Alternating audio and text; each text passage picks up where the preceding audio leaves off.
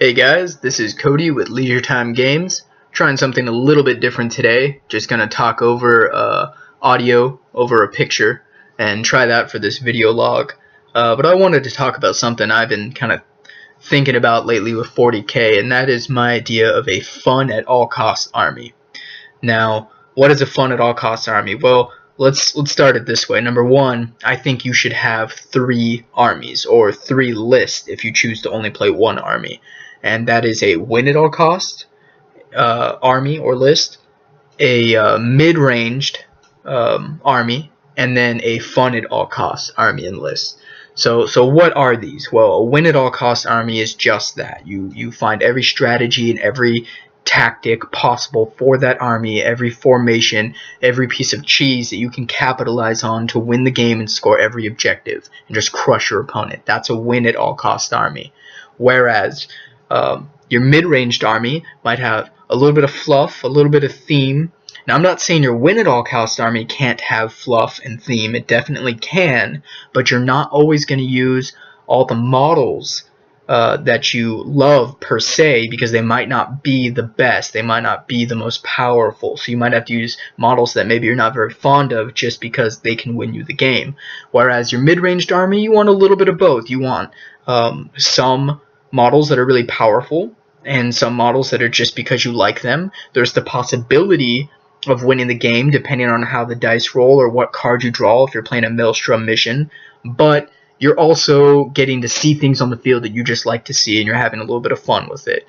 However, playing those 2 types of lists or 2 types of armies, your win at all costs or your mid-range, there's still that disappointment when you lose, right? You still feel devastated and upset, and it really sucks. So then I offer to you the idea of a fun at all cost army. Now, what is the fun at all cost army? It's simply the army that you play to have fun. It's all models that you like, whether they're good or not. It's just you get excited to play this army because it's so cool, and you do crazy random stuff with it. You do things that don't even make sense in a normal game, but it's what your guys would do. You know, you put a story behind it. So my examples, right, to put it in perspective, my versions of these 3 lists or these 3 armies is, for me, my Necrons are my win at all cost army. So my Necrons, I strategize and build to win. And that's the way I do with my Necrons. I don't necessarily field all the models that I love, but I look at my opponent and how he deploys, and that determines how I deploy and how I play, and I go after every objective. I'm getting First Blood, I'm getting Slay the Warlord, I'm going to get Linebreaker. I always have to get the secondary objectives every single time. And that's how I build the list, is to get those secondary objectives. And I take the primary objectives. I go out of my way to score points, whether it be kill points, whether it be objectives, doesn't matter. That is my only goal, is to win when I play my Necrons. That is my win at all costs army. And that's what they're for. Now, like I said, I have story to my Necrons. I have fluff. I have a nice paint job, everything. You can have fun with them. But the point is, when I play that army, when I lose, I feel that much more devastated because I'm trying to win with them. Now, my mid-ranged army is Grey Knights. And I have a little bit of theme and fluff in that I play models that I just really like to see that aren't that great, like Dreadnoughts. Dreadnoughts, not that great, not that viable anymore. However, I love to see them on the field, so that counterbalances with like all the psychic dice that I get in my dice pool from having all the psychers and the Grey Knights, which has worked out greatly so far. Every game that I've played in 7th edition has been really fun, and it's always close. It's always 50-50. It depends on what cards are drawn, how the dice roll out, depends on who I'm playing. I am trying to win, and if the opportunity to win is there, I will capitalize on it. But I'm also having fun because there's certain models that I'm always getting to play with, and I just love the Grey Knights and their lore and everything like that. So that's kind of my mid-range army. They're powerful, but still kind of fun. And then I have my Chaos Space Marines, and my Chaos Space Marines are my fun at all costs army. That is all they're for. So what do I mean by fun at all costs? Well, my best example would be I have a unit of Chaos Space Marines, right? It's the 7th turn. It's the end of the 7th turn, or the second half of the 7th turn, and say it's my turn, right? My opponent went first, I go last, and It's the bottom of the 7th turn. Whatever I do in this turn right now determines the end of the game.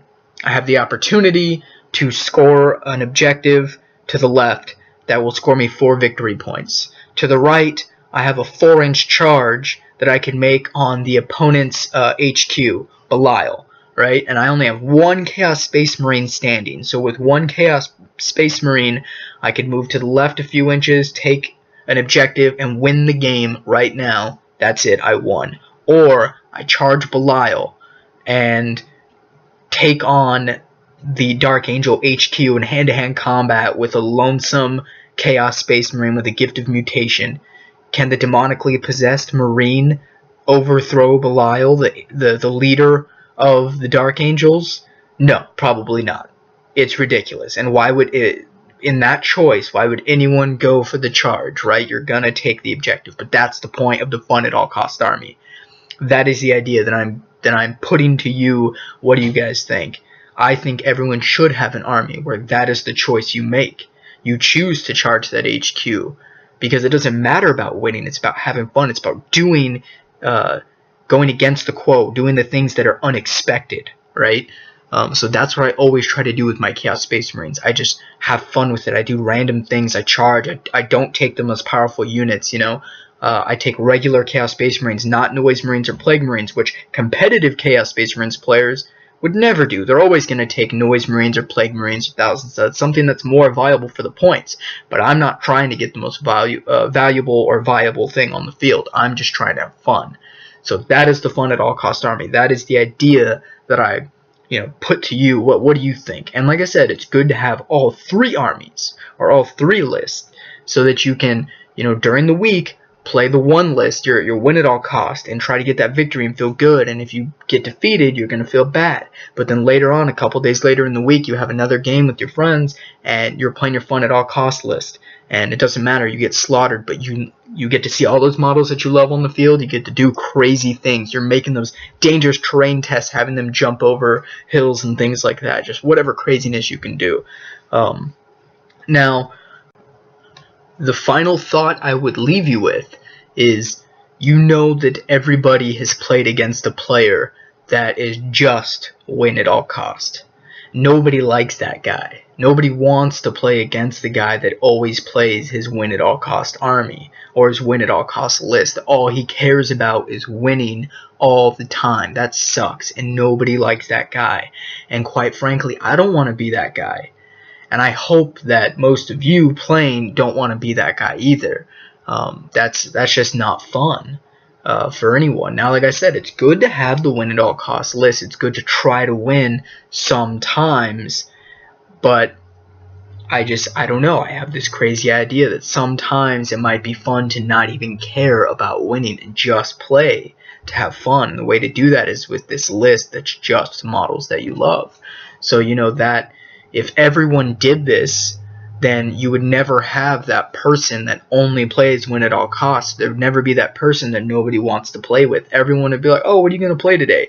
They ask me, Cody, what are you going to play today? And I say my Necrons. They're like, oh crap, alright, it's on. So they're going to bring their win at all costs list, and it's going to be an intense game, and someone's feelings are going to get hurt.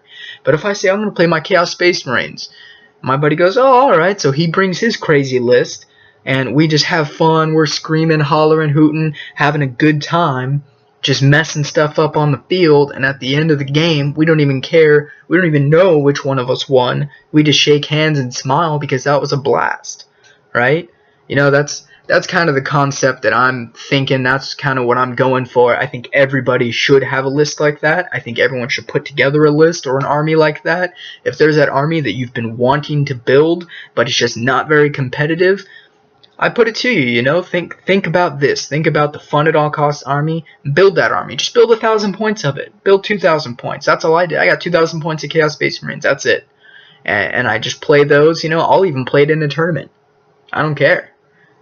Most likely not. I'll play my Necrons. But, it depends how I'm feeling.